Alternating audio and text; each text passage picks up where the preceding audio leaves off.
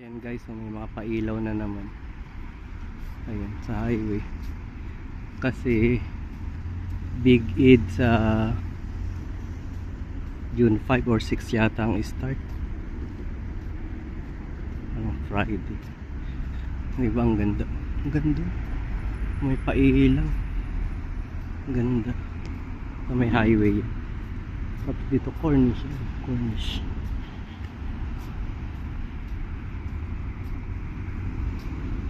Yun guys, so pailaw niya. Ganda na.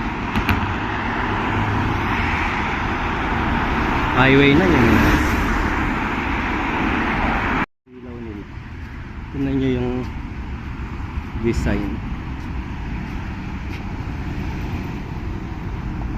Highway na yun.